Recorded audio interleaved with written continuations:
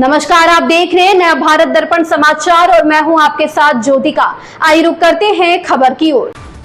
वंदे मातरम को लेकर देश की राजधानी में एक बार फिर उबाल आ गया है।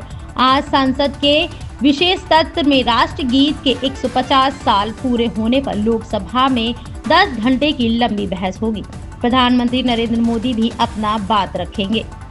वहीं मंगलवार को राज्यसभा में भी ऐसी ही एक लंबी चर्चा की योजना है, जिसमें गृह मंत्री अमित शाह बोलेंगे। 1870 के दशक में लिखा गया यह गीत आज भी देश की राजनीतिक गलियारों में एक खास जगह रखता है और इस अलग अलग पार्टियों के अपने विचार हैं। सरकार का कहना है कि इस चर्चा में 1870 के दशक में लिखा गया यह गीत आज भी देश की राजनीतिक गलियारों में एक खास जगह रखता है और इस बात पर अलग अलग पार्टियों के अपने विचार हैं। सरकार का कहना है कि इस चर्चा से गीत के अनजाने और महत्वपूर्ण पहलुओं पर रोशनी पड़ेगी, जबकि विपक्ष इस मुद्दे पर बटा हुआ है। तृणमूल कांग्रेस ने जहां इस चर्चा का समर्थन किया है, वहीं कांग्रेस ने इस पर सवाल उठाए हैं। कांग्रेस का आरोप है कि सरकार चुनावी सुधारों और एसआईआर मुद्दे पर ध्यान भटकाने के लिए बहस का इस्तेमाल कर रही है।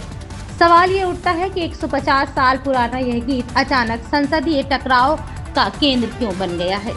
इसका जवाब इसके इतिहास, स्वतंत्रता संग्राम में इसकी भूमिका और इस पर अलग अलग राजनीतिक दलों के दावों में छिपा है।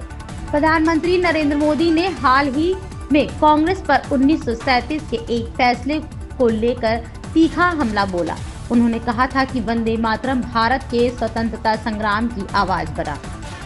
इसने हर भारतीय की भावनाओं को व्यक्त किया। दुर्भाग्य से 1937 में वंदे मातरम के महत्वपूर्ण छंदों उसके एक हिस्से को अलग कर दिया गया। वंदे मातरम के विभाजन के बीच भी बोए। आज की पीढ़ी यह जानने की आज की पीढ़ी को यह जानने की जरूरत है कि राष्ट्र निर्माण के इस महामंत्र के साथ यह अन्याय क्यों किया गया। यह विभाजनकारी सोच आज भी देश के लिए एक चुनौती है। कांग्रेस ने प्रधानमंत्री के आरोपों को सिरे से खारिज किया है। पार्टी 1937 के उस फैसले का हवाला दिया है जिसमें महात्मा गांधी, जवाहरलाल नेहरू, सरदार पटेल, सुभाष चंद्र बोस, राजेंद्र प्रसाद, मौलाना आजाद और सरोजिनी नायडू जैसे बड़े नेता शामिल थे। कांग्रेस के मुताबिक केवल पहली 2 पंक्तियों को इसलिए अपनाया गया था क्योंकि बाकी छंदों में धार्मिक भावनाएं थी, जिनसे मुस्लिम समुदाय के कुछ वर्गों को आपत्ति थी। इस खबर में बस इतना ही। बने रहिए नया भारत दर्पण समाचार के साथ।